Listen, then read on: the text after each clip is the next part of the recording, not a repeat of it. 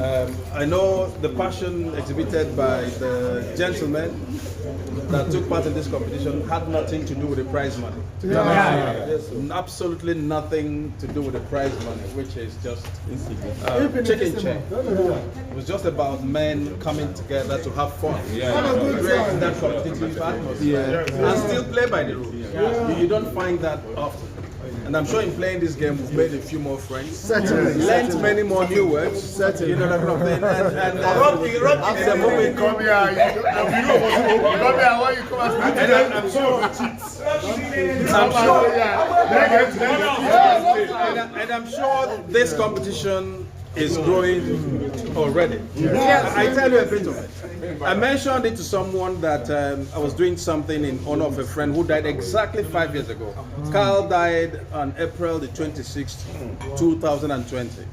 Past president of the club. Everybody, most people know he lives.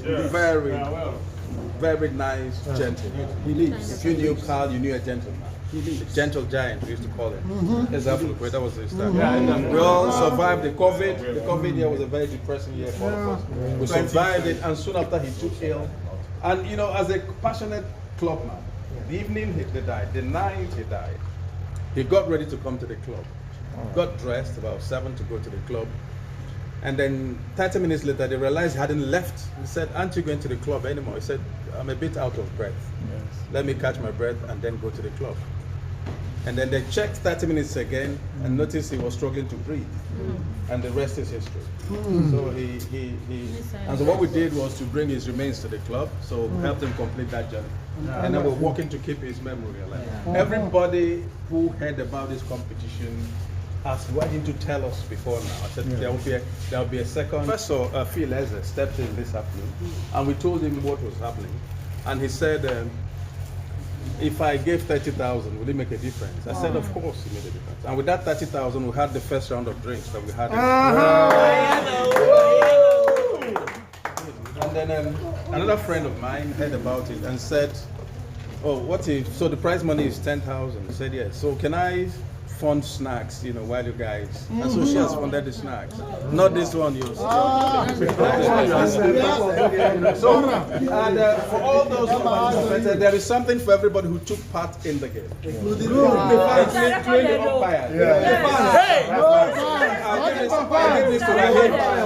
It's only to Rahim that knows those who took part. There is something for everybody that took part as a competitor or as an umpire. Major fan. No, nothing.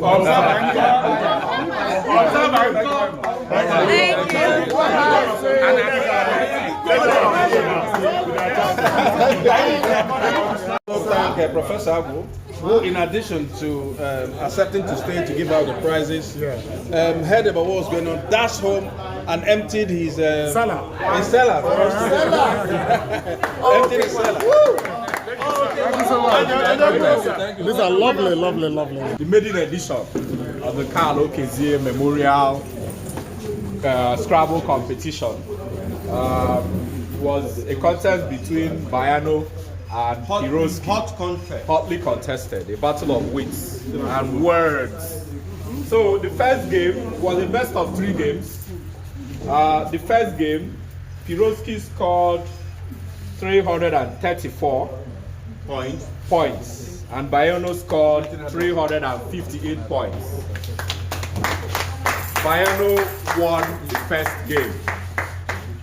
In the second game, Bayano scored 414, and Piroski scored 400. Wow, that was close. That was close. So Bayano won the second game again. So he won 2-0.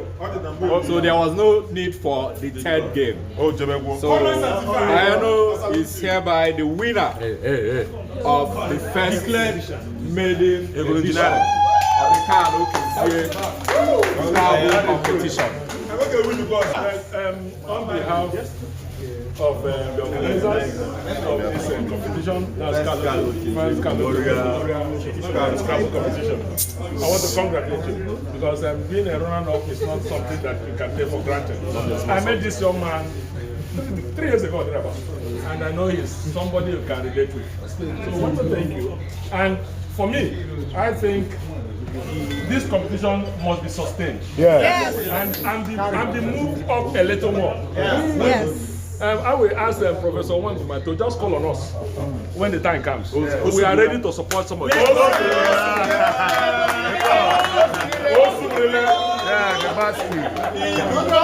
He decided to come down a bit.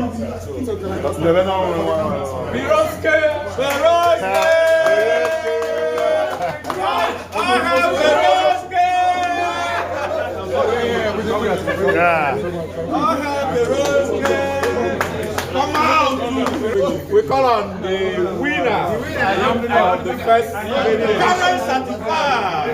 Ekene Bayano to receive his prize.